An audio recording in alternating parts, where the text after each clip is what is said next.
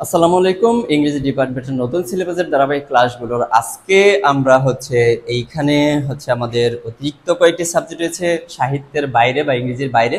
এই সাবজেক্টগুলোর বিষয়গুলো আমরা একটু দেখার চেষ্টা করব। এইখানে কিন্তু একটি টেবিলের ঘরের মধ্যে কিন্তু 3টা সাবজেক্ট দেখা যাচ্ছে। এই 3টা থেকে কিন্তু যে কোনো একটা তোমাদের নিতে হবে। এই একটা কোনটা নিব? বাংলা ভাষা ও সাহিত্য, introducing sociology, introduction to political science, এদের মধ্যে কোনটা নেব?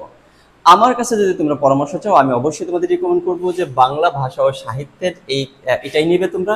কারণ আমরা যদি এখানে যদি একটু যৌক্তিকভাবে চিন্তা করে দেখবো যে তোমরা যারা লেখাপড়া করছো অবশ্যই কোনো একটা টার্গেট নিয়ে লেখাপড়া করছো, একটা উদ্দেশ্য নিয়ে লেখাপড়া করছো। যেহেতু তোমাদের ফিউচার লাইফে কোনো একটি এক্সামে বসতে হবে, আবার চাকরির জন্য বিসিএস ক্যাটাগরি হও বা যে কোনো কিছু হও, এইখানে কিন্তু বাংলা সাবজেক্টটা গুরুত্ব রয়েছে। সুতরাং এই বাংলা সাবজেক্টে তোমরা পড়বে। তাহলে এই বাংলা সাবজেক্টের কিন্তু এখানে বেশ কিছু বিষয় রয়েছে, সেগুলো আমরা জানার চেষ্টা করবো ধীরে ধীরে। এবং